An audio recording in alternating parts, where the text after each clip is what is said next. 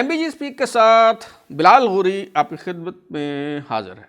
साबिक DGI lieutenant general retired फैज़ हमीद के गिर्द घेरा तंग हो रहा है। एक तरफ सुप्रीम कोर्ट ने जस्टिस शौकत अजीज़ सिद्दीकी केस में साबिक DGI लेफ्टिनेंट जनरल फैज़ हमीद को नोटिस जारी कर रखा है और अब दोबारा इस केस की समाअत जनवरी के पहले हफ्ता में होना है। और दूसरा मामला जो है वो ये है कि फैज़ाबाद धरना केस की इंक्वायरी के लिए जो कमीशन बनाया गया था, अब इस कमीशन ने भी जनरल फैज़ हमीद को तलब कर लिया है, उन्हें बुलाया गया है और सवालात इस हवाले से जो है वो तैयार कर लिए गए हैं। सवाल ये है कि क्या साबिक DGI लेफ्टिनेंट जनरल फैज़ हमीद इस इंक्वायरी कमीशन के सामने पेश होंगे, अपना बयान रिकॉर्ड करवाएंगे, जो इल्ज़ामात उन पर आयद किए गए हैं उनका वो सामना करेंगे और जवाब देंगे। और इससे भी कहीं बड़ा सवालिया निशान जो है वो ये है कि क्या ये जो इंक्वायरी कमीशन है इसकी रिपोर्ट सामने आएगी, पब्लिक होगी और इस रिपोर्ट की रोशनी में जो ज़िम्मेदार हैं उनके ख़िलाफ़ कार्रवाई की जाएगी, या फिर जैसा कि पाकिस्तान में होता आया है ये रिपोर्ट भी दाखिले दफ्तर कर दी जाएगी और यूँ ये मामला जो है वो सर्द मोहरी का जो है वो शिकार हो जाएगा। तो ये सबसे बड़ा जो है वो सवालिया निशान है और इसी के हवाले से ही हम आज के शो में गुफ्तगू करेंगे। जैसा कि आप जानते हैं कि chief justice supreme court justice Qazi Faez Isa के हुक्म पर वफाकी हुकूमत ने फैज़ाबाद धरना केस की इंक्वायरी के हवाले से एक 3 रुकनी कमीशन तश्कील दिया था। ये जो 3 रुकनी इंक्वायरी कमीशन है ये साबिक IG अख्तर अली शाह की सरबराही में तश्कील दिया गया था। इस कमीशन में उनके अलावा साबिक IG ताहिर आलम जो हैं वो इस कमीशन के मेंबर हैं और जो तीसरे मेंबर हैं वो एडिशनल सेक्रेटरी दाखिला खुशहाल खान हैं। तो ये 3 रुकनी जो कमीशन है इसने 15 नवंबर को ये कमीशन जो है वो तश्कील दिया गया था और फौरी तौर पर ही इस कमीशन ने अपनी कार्रवाई का आगाज़ जो है वो कर दिया था। इस कमीशन का दफ्तर वजारत दाखिला के दफ्तर में ही जो है वो बनाया गया है और बहुत सी अहम शख्सियात जो हैं उन्हें इस कमीशन में तलब किया गया, वो अपने बयानात रिकॉर्ड करवा चुके हैं। मिसाल के तौर पे साबिक वज़ीर-ए-आज़म शाहिद खाकान अब्बासी को इस कमीशन ने तलब किया था। उन्होंने पेश होने के बाद अपना जो भी उनका बयान है उन्होंने रिकॉर्ड करवाया। साबिक वज़ीर दाखिला एहसन इकबाल को बुलाया गया था। इसी तरह साबिक प्रिंसिपल सेक्रेटरी प्राइम मिनिस्टर के और मौजूदा निगरान वफाकी वज़ीर फवाद हसन फवाद समेत कई जो अहम शख्सियात हैं उन्हें इस कमीशन में जो है वो बुलाया गया। उस वक्त के जो पुलिस अफसरान हैं, उस वक्त की जो ब्यूरोक्रेसी है, उसे भी बुलाकर इस मामले को समझने की दुरुस्त तनाजुर में जो है वो समझने की कोशिश की गई है और उनके बयानात जो हैं वो रिकॉर्ड किए गए हैं। मिसाल के तौर पर पंजाब और इस्लामाबाद के साबिक जो IG साहिबान हैं आरिफ नवाज़ और सुल्तान आज़म तैमूरी, उनके बयान इस कमीशन ने जो है वो रिकॉर्ड किए हैं। रावलपिंडी के साबिक कमिश्नर नदीम हसन चौधरी को जो है वो तलब किया गया था, उनका बयान रिकॉर्ड किया गया है। इस तरह रावलपिंडी पुलिस के साबिक सरबरा इसरार अब्बासी को इस कमीशन ने जो है वो बुलाया था। IB के अफसर साजिद कियानी जो तब SSP ऑपरेशंस इस्लामाबाद थे, इस्लामाबाद पुलिस के एक अहम अफसर थे, उनको भी इस कमीशन ने जो है वो बुलाया और उनका बयान जो है वो बड़ा अहम था और उन्होंने इस तासुर की नफ़ी की। ये जो परसेप्शन था कि TLP के ख़िलाफ़ पुलिस ऑपरेशन करने लगी थी या पुलिस जब ऑपरेशन कर रही थी तो इस दौरान कोई उन्हें कुमक आ गई बाहर से और नामालूम अफराद जो हैं उन्होंने पुलिस को पीछे जो है वो धकेल दिया। तो IB के जो अफसर हैं साजिद कियानी, उन्होंने अपने बयान में इस तासुर की जो है वो नफ़ी की, इस बात की जो है वो उन्होंने तरदीद की कि TLP के ख़िलाफ़ ऑपरेशन में कोई बैरूनी रुकावट जो है वो डाली गई थी। लेकिन इस इंक्वायरी कमीशन के हवाले से जो सबसे अहम बयान मैं समझता हूँ जो रिकॉर्ड हुआ है वो इस गुज़श्ता हफ्ते जो है वो रिकॉर्ड हुआ है और ये बयान था मारूफ सहाफ़ी और साबिक चेयरमैन पेमरा जनाब अबसार आलम साहब का, जो सुप्रीम कोर्ट में भी जिन्होंने अपना बयान हल्फी जो है वो जमा करवाया था और उसके बाद फिर ये कमीशन बना। तो इस कमीशन में वो गुज़श्ता हफ्ते पेश हुए और ना सिर्फ अबसार आलम साहब ने अपना जो सुप्रीम कोर्ट में दिया गया बयान हल्फी था ना सिर्फ अपने उस मौक़िफ़ को उन्होंने दोहराया, बल्कि इतलात के मुताबिक अबसार आलम साहब ने इस हवाले से नाकाबिल तरदीद और दस्तावेज़ी सबूत और शवाहिद भी कमीशन के सामने पेश किए हैं कि उस वक्त के पेमरा के जो मामलात थे उसमें लेफ्टिनेंट जनरल फैज़ हमीद जो है वो किस तरह से मुदाखलत कर रहे थे और किस तरह से ये जो TLP का धरना है इसको सपोर्ट कर रहे थे और चाह रहे थे कि मुल्क में अनारकी फैले और ये जो नशरियात हैं TLP के धरने के हवाले से उन्हें जो है वो ना रोका जाए, लाइव कवरेज जो है वो ना रोकी जाए। तो जो भी तफसीलात थी ना सिर्फ वो सामने रखी अबसार आलम साहब ने, बल्कि सबूत भी जो है वो सामने रखे। और अबसार आलम साहब का ये जो तहलका खेज़ जो स्टेटमेंट है, इस बयान के बाद जो है कमीशन ने फ़ैसला किया है कि साबिक DGI लेफ्टिनेंट जनरल फैज़ हमीद को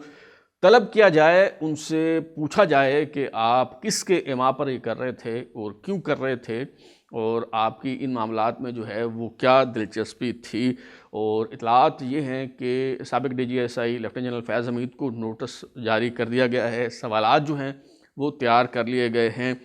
और जनरल फैज़ हमीद जो हैं वो ये जो छुट्टियां ख़त्म होने के बाद मंगल से एक नया हफ़्ता जो शुरू हो रहा है, तो इस हफ़्ते में जनरल फैज़ हमीद को पेश होने के लिए जो है वो कहा गया है।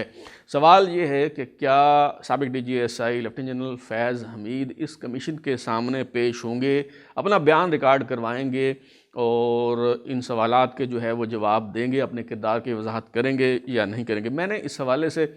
साबिक DGI लेफ्टिनेंट जनरल फैज़ हमीद से भी रब्ता किया, उन्हें मैसेज छोड़ा उनके मोबाइल फ़ोन पे, और उनके भाई जो हैं नजफ़ हमीद, उन्हें भी मैंने एक मैसेज छोड़ा और ये जानने की कोशिश की कि आया वो इस कमीशन के सामने पेश हो रहे हैं या नहीं हो रहे। लेकिन उन दोनों हज़रात की तरफ से अगरचे बाज़ाब्ता तौर पर मुझे कोई जवाब नहीं दिया गया, लेकिन जो उनके ख़ानदानी ज़राए हैं वो ये बता रहे हैं कि जनरल फैज़ हमीद इस इंक्वायरी कमीशन के सामने पेश होंगे और अपना जो है वो बयान रिकॉर्ड करवाएंगे। और बज़ाहिर यूँ लगता है कि वो इन इल्ज़ामात की जो है वो तरदीद करेंगे और वो अपनी सफाई में क्या कुछ कहेंगे ये तो उनके पेश होने के बाद ही जो है वो कुछ बताया जा सकेगा। बहरहाल ये जो इंक्वायरी कमीशन तश्कील दिया गया था फैज़ाबाद धरना केस की इंक्वायरी के हवाले से, ये 15 दिसंबर को तश्कील दिया गया था और इसे इंक्वायरी मुकम्मल करने के लिए जो टाइम फ्रेम दिया गया है वो 2 महीनों का है। 2 महीनों में इंक्वायरी रिपोर्ट मुकम्मल करके सुप्रीम कोर्ट में इस कमीशन को जमा करवानी है। और 2 माह का मतलब ये है कि 15 जनवरी को मुद्दत ख़त्म हो रही है। अब ये भी देखना होगा कि आया ये कमीशन जो है वो सुप्रीम कोर्ट में इस हवाले से मज़ीद मोहलत मांगता है, मज़ीद वक्त जो है वो मांगा जाता है इंक्वायरी मुकम्मल करने के लिए, या 2 महीने के अंदर ही यानी 15 जनवरी तक ही ये जो इंक्वायरी रिपोर्ट है वो कंपाइल करके सुप्रीम कोर्ट में जमा करवा दी जाती है। ये रिपोर्ट जब सुप्रीम कोर्ट में जमा होगी तो तब फिर ये मरहला आएगा कि जो ज़िम्मेदारान हैं उनके ख़िलाफ़ क्या कार्रवाई करनी है और किस तरह कार्रवाई करनी है। एक तरीका तो ये है कि चीफ़ जस्टिस काजी फ़ाइज़ साहब जो हैं वो इन अफराद को फिर तलब करें और उनके ख़िलाफ़ जो है वो सुप्रीम कोर्ट जजमेंट दे और फ़ैसला सुनाए। दूसरा अमकान जो है वो ये है कि एक मरतबा फिर अटार्नी जनरल के तवसत से हुकूमत को, वज़ारत दिफ़ा को कहा जाए कि आपके जो महकमे के अहलकार हैं जिन्होंने अपने दायरा कार से तजावुज़ किया है और जिनके ख़िलाफ़ अब इंक्वायरी कमीशन की रिपोर्ट आ गई है, तो इस इंक्वायरी कमीशन की रिपोर्ट की रोशनी में उनके ख़िलाफ़ जो है वो कार्रवाई की जाए। और जैसा कि मैंने शुरू में बताया कि जनरल फैज़ हमीद के ख़िलाफ़ ये सिर्फ़ एक मामला नहीं है, बल्कि एक और जो संगीन और अहम मामला है वो जस्टिस शौकत अज़ीज़ की बरतरफ़ी का है। और जस्टिस शौकत अज़ीज़ की बरतरफ़ी के ख़िलाफ़ अपील जो सुप्रीम कोर्ट में ज़ेर इल्तवा है और 15 दिसंबर को जो है वो इस हवाले से समाअत हुई थी। 14 या 15 दिसंबर को, पहले 14 दिसंबर को हुई ग़ालिबन, और फिर जैसे शौकत अज़ीज़ सिद्दीकी को कहा गया कि जी आप जिसका नाम ले रहे हैं जनरल फैज़ हमीद का, क्या आप उसको फ़रीक बनाना चाहते हैं, आपने उसे फ़रीक क्यों नहीं बनाया। तो इसके लिए 1 दिन की मोहलत दी गई। और फिर 15 दिसंबर को जो है वो जब ये डेवलपमेंट हुई कि जैसे शौकत अज़ीज़ सिद्दीकी की तरफ से और बार की तरफ से जो है वो न सिर्फ साबिक DGI जनरल फैज़ हमीद को फ़रीक बनाया गया, बल्कि साबिक chief justice Islamabad high court, साबिक रजिस्ट्रार और इसी तरह साबिक army chief general Qamar Javed Bajwa और जो ISI के चंद अफसरान हैं जिनमें ब्रिगेडियर इरफान रामी जो हैं वो काबिल ज़िक्र हैं, इन सब को जो है वो फ़रीक बना दिया गया। तो इसमें बड़ी लंबी बहस हुई और जस्टिस काजी फ़ाइज़ साहब जो है वो जैसे शौकत अज़ीज़ सिद्दीकी के वकील हामिद ख़ान को इस मकाम पर ले जाना चाहते थे कि ये जो फ़ौजी जर्नल कर रहे थे, मिसाल के तौर पर जनरल फैज़ हमीद जो कुछ भी कर रहे थे तो वो किस लिए कर रहे थे। क्या वो हुकूमत का तख्ता उलट कर ख़ुद वज़ीर-ए-आज़म बनना चाहते थे, ख़ुद इक़्तिदार पर कब्ज़ा करना चाहते थे, उनके वकील ने कहा कि जी नहीं, ऐसा तो नहीं लगता, वो किसी को फ़ायदा पहुंचा रहे थे। तो इस पे चीफ जस्टिस साहब का ये फरमाना था कि जी जो मुमकिन तौर पे बेनिफिशरी हो सकता था, जिसके लिए ये सब कुछ किया जा रहा था, वो कौन है, उसका आप नाम क्यों नहीं लेते, उसे आप जो है वो फरीक क्यों नहीं बनाते। बहरहाल इस हवाले से तवील बहस जो है वो होती रही और आखिर में जो साबिक आर्मी चीफ हैं जनरल कमर जावेद बाजवा, उन्हें तो नोटिस नहीं किया गया, अलबत्ता साबिक DGSI जनरल फैज़ हमीद, ISI के कुछ जो अफसरान हैं, साबिक chief justice Islamabad high court और साबिक रजिस्ट्रार को जो है वो इस हवाले से नोटिस जारी कर दिया गया है। और ये समाअत जो है ये मौसम सरमा की तातीलात तक मुलतवी की गई है। इसका मतलब ये है कि छुट्टियां ख़त्म होने के बाद जनवरी में जब सुप्रीम कोर्ट दोबारा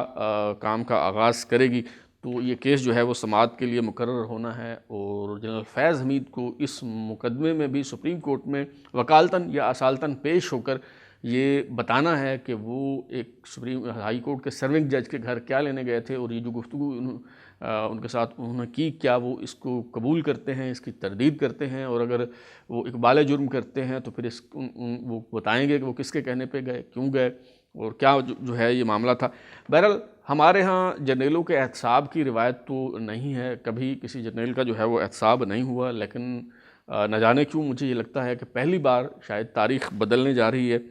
और जनरल फैज़ हमीद जिस तरह के संगीन मामलात में जो है वो मुलव्वस हैं और जिस तरह से ये मामलात आगे बढ़ रहे हैं, तो मुझे लग रहा है कि जनरल फैज़ हमीद इन सब मामलात से बासानी निकलने में जो है वो कामयाब नहीं होंगे और शायद उन्हें किसी ना किसी मामले में धर लिया जाएगा। अब तक के लिए इतना ही। बिलाल हुर्री को इजाज़त दीजिए, फिर मुलाकात होगी। अगर आपको हमारा शो पसंद आया तो उसे लाइक करें, कमेंट करें, शेयर करें और हमारा चैनल सब्सक्राइब करने के बाद बेल आइकन घंटी ज़रूर दबाएँ ताकि आपको नई वीडियोज़ के नोटिफिकेशन मिलते रहें। बहुत शुक्रिया।